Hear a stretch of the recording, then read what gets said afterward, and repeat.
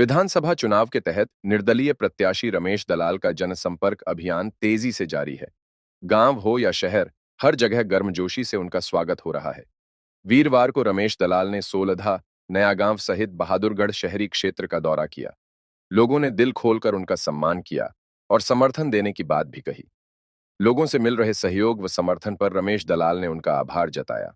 रमेश दलाल ने कहा कि शहर हो या ग्रामीण क्षेत्र, बहादुरगढ़ में उनके नाम की एक तरफा लहर चल रही है। जनता गन्ना किसान के साथ है। उन्होंने कहा कि एक ही गांव के 3 उम्मीदवार हैं और विकास इन्होंने कुछ किया नहीं, बल्कि बहादुरगढ़ को अपराधगढ़ बना दिया। इन सभी चारों उम्मीदवारों का आपस में गठजोड़ है। चारों उम्मीदवार खरीद फरोख्त में जुटे हैं। ये चुनाव बिकाऊ और टिकाऊ के बीच है। बहादुरगढ़ की जनता बिकाऊ नहीं, टिकाऊ है। मुझे इस चुनाव में 50 से 70% के बीच वोट मिलेंगी। जब चुनाव का परिणाम आएगा तो अन्य सभी उम्मीदवारों को जोरदार झटका लगेगा। बहादुरगढ़ में एक तरफा लहर चल रही है। ग्रामीण हो या शहरी क्षेत्र, टोटल वोट का 50 से 70% रमेश दलाल को मिलेगा। टोटल वोट का, क्योंकि एक गांव के 3 खड़े, विकास के नाम पे कभी किया नहीं। अभी मैं खड़ा हूं सोलदे में कूड़ा करकट की जगह बनाई। सोलदे का विकास कैसे होगा? ये बहादुरगढ़ में कोई विकास के नाम पे कुछ नहीं किया और अपराधियों का गढ़ बना दिया बहादुरगढ़। अपराध मुक्त, एक सुप्रीम कोर्ट का वकील जिसका बेटा जज हो वही अपराध मुक्त करवा सकता है, नहीं तो इनका आपस में गठजोड़ है। और चारों उम्मीदवार खरीद फोख्त में लगे हैं। एक का रेट था 3,000, दूसरे ने कर दिया 5,000, तीसरे ने कर दिया 10,000 और चौथा समूह को खरीद रहा है। कि जो 10-20 का ग्रुप का लीडर है उसको 1,00,000-2 लाख दे के कह रहा है कि मेरा नाम मत लेना, लेकिन सब में बांट। तो ये चुनाव है बिकाऊ और टिकाऊ के बीच।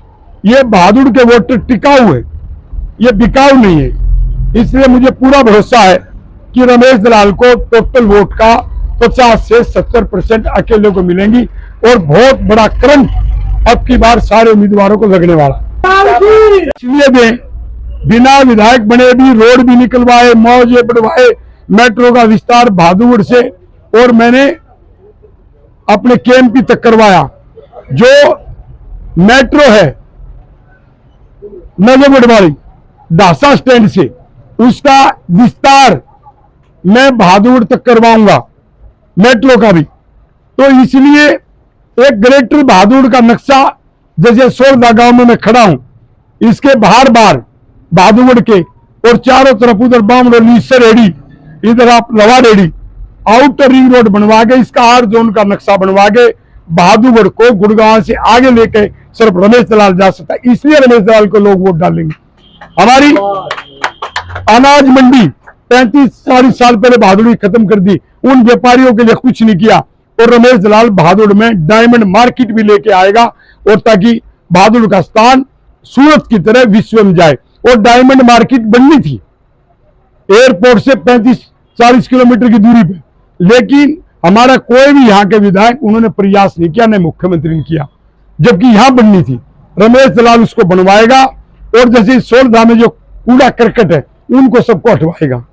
यहाँ कूड़े का ढेर यहीं पर बना दिया तो सोलधा में कैसे विकास होगा? प्रदूषण फैलाया। अंत में आप